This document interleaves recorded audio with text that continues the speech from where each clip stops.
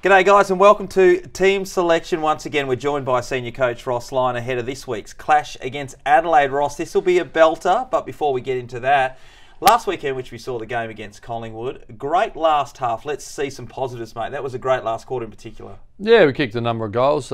Boys never gave up. We spoke about fighting spirit and going to the end. So they certainly did that. Look, really even in the first half, I think with 5 minutes to go, to half time, I think it was only 10 or 15 points, and we made a number of errors in defence, and a few of our young players got exposed and they jumped away. And then third quarter lost our way a little bit, but to do what we did in the last quarter was really pleasing. So I think 8 players under 15 games, it's not insignificant, but we just got to take the learnings and grow. So we're going to get benefit of this exposure going forward, and and Andrew Brayshaw in particular, it was one of his better games with work rate and coming to grips. We can just see he's going to flourish into an A-grade midfielder.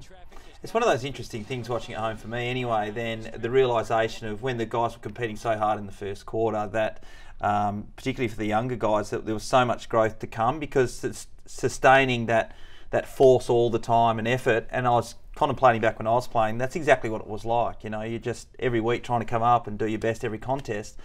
You're not able to do that, just coming straight in. No, it's a physically and mentally demanding game. If you think, I used Hoskin Elliott as an example, pick 5 in his national draft with all the tools, but it's taken him 7 years to really establish himself and handle the demands of the game and be a good player. So we don't want it to take 7 years, and he wouldn't have wanted that, but you can't hurry that up. So but there's some good signs, and we want to keep competing. We've played some good football this year.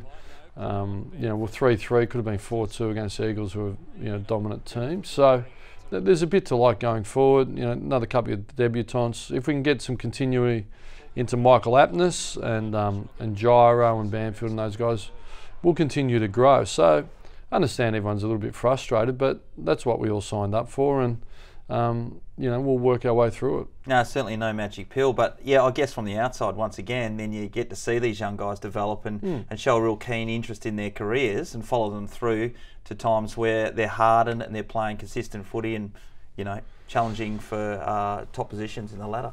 Yeah, well, I walk through the hallways here and you see young Fife and Hill, bag of bones in 2008. So, look, we want to move it along. There's no doubt about that. And even on the weekend, Alex Pearce was our best player.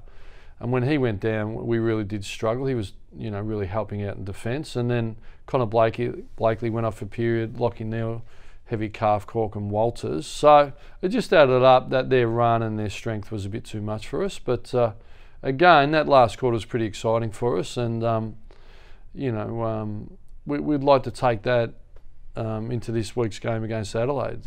We think it's going to be wet again, although my understanding is the rain's early Sunday and then dry up. So Nathan's out with the suspension, and that's an opportunity. There'll be a test for Aaron to see whether he comes up. But either way, we want to play better football for a longer period of time, and the Crows have got their own challenges as well with personnel. But as a senior AFL coach, you only deal with what's in front of you, your own, and that's all you can control. So we're not really looking at other teams' injuries or our own, really. We just want to focus on improving our football and growing. With Aaron in particular, you're just going to have to wait until the last possible minute to make calls? Not particularly. He'll do his COG state tomorrow. Yep.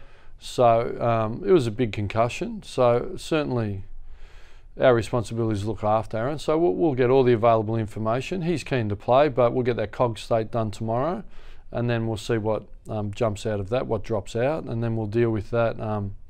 Alex Pearce will be a test, Lockie Neal will be a test. So we've got a few challenges, and Nathan suspended. So clearly, there'll be at least one change, and we'll have a look at it from post-training tomorrow. I think the interesting thing with people commenting on our young team and losing a couple of games in a row is that a team like Adelaide, who played in the grand final last year, losing some significant players like Free have done, like we have done in recent weeks. When you see a team like that, hopefully it's a reminder for everyone else. If you don't have your great players on the field, your more experienced players, it's not easy. It's not easy for Adelaide. They're missing a whole heap as well. Yeah, and look, they've done a remarkable job. They've done a wonderful job. But you know, and I think it's compounded when you're transitioning your list. So yeah, there's some challenges, but we want to be a no excuse football club, and we don't want to have a crutch. It's just, you know, there's good feedback every week what we need to do to improve. When we've been out winning football, we've been scoring quite well and defending well. But you know, the last, I thought North Melbourne was really meritorious. Yeah. We're right in that game after a slow opening, and Aaron going down obviously didn't help. But we were right in that game, and they're a pretty good team. So Magpies are in the upper echelon. It's taken 7 years. You know, Nathan's, I think it's his 8th year of coaching, and they've missed, you know, 6 final series in a row. So look, it does take time, but everyone's aware of that. What we're dealing with is we like to stay in the moment, run the dual narrative.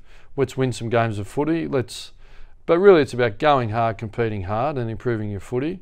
And then the long term, obviously when there's choices to be made between, you know, veterans and young kids, we're erring on the side of the young players. So we make no apologies for that. And that's a commitment from Dale Alcock, Steve Rossich, all the key pillars of the club, myself. And Nathan's got his head around that, as frustrating as it can be. But we want to win games of footy, and we're going there to win on the weekend. We're not going to fly the white flag. That's not in our DNA. That's not what our fans and members and partners expect. They expect us to have a red-hot go. So that's what we'll be doing. I'm looking forward to this Sunday, obviously against Adelaide. This red-hot go starts generally in the centre square. Do you always see it as the main area straight away? It's won and lost in the midfield. I've heard you say that a heap of times. Well, yeah, the dominant midfields of the competition. Yeah. Yeah, you know, but AFL's not like basketball, one dominant player. But it's an important part of the ground. Gives you ground position. Our clearance work up until, you know, the last couple of weeks been in the top echelon in the AFL. We've fallen away a little bit. We need to give our forwards some opportunities. And we kicked 4 goals out of the middle last week, or 5. We kicked 5-1 and they kicked 4-4, which is a huge number for both teams. Yeah. But yeah, we're exposing more players through there. Darcy Tucker was through there, Walters through there, Banfield was through there. So if we just keep it, you know, to the holy trinity of Fife, Mundy, Neil, or, you know, add in Aaron, well, you're not going to develop your players. It might look good for a period, but then the rug gets pulled out from underneath. So we need to keep sending through Brayshaw, Chera. All those guys went through, and we'll continue to do that. But it is an important part of the field. Well, it is exciting for everybody to get along and watch the great Fremantle Dockers in action on Sunday. Bounce down's at 2:40, by the way, and the teams will be announced at 3 p.m. on Friday. So we'll see, hopefully, some of those guys pass some tests, in particular Aaron and Alex Pearce. It'll be great for everybody to get along. It was going to be Nat Five's 150th, but we'll put that on hold for another week. Get along, support the mighty Fremantle Dockers. Don't worry about the conditions. It's going to clear, as Ross said. He's good at the weather. He knows what's going on, and we'll get the job done. Thanks, Shawnee. Thanks, Ross.